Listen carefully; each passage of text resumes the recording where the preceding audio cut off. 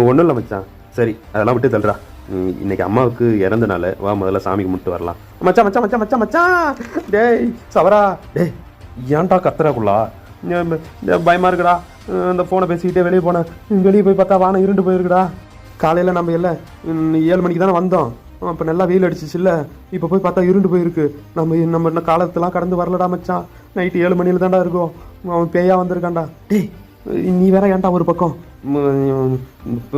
பிரசாத்துக்கு ஒன்றுமே தெரிலடா. இதெல்லாம் எதுவுமே ஞாபகம் இல்லடா. ஒரு நிமிஷம் நீ எதுவும் பேசாமல் அமைதியாரு.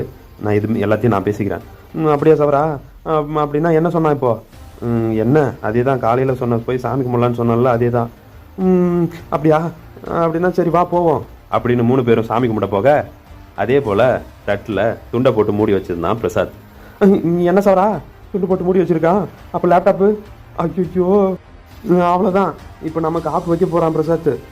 அடுத்த தருணம் அந்த துண்டை எடுத்த பிரசாத் அது இருந்து போனான். டேய் சவரா, இங்கேருந்த லேப்டாப் வச்சுருந்தேன் பாத்தியா?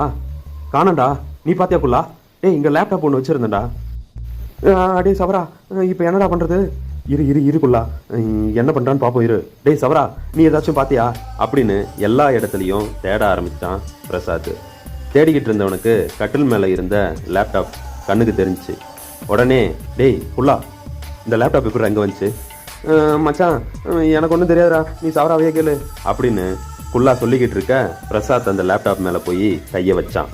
அடுத்த தருணம் சிறிதாக வீசிக்கொண்டிருந்த காற்று மெல்ல அதிகரித்தது. இருண்ட வானம் மேலும் இருண்டது. சாரலாக பெய்து கொண்டிருந்த மழையும் அதிகரிக்கத்தான் செய்தது. அதற்கும் அங்கு காரணம் இருக்கத்தான் செய்தது. கருமை நிற மேகங்கள் ஒன்றை ஒன்று இணை சேராமல் இருந்த தருணம் அந்த மேகங்கள் நம் கண்களுக்கு தெரியும் சில பல பொம்மைகள் போல் காணப்பட்டன.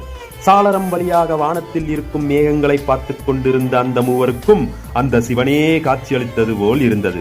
அடுத்த தருணம் அந்த மேகங்கள் கலைந்து ஒன்றை ஒன்று இணை சேர முன்வர சாளரம் வழியாக பார்த்து கொண்டிருந்த மூவருக்கும் ஆதி அந்தம் என அனைத்தையும் உள்ளடக்கிய அந்த சிவனே ருத்ர தாண்டவம் ஆடியது போல காட்சி அமைந்தது.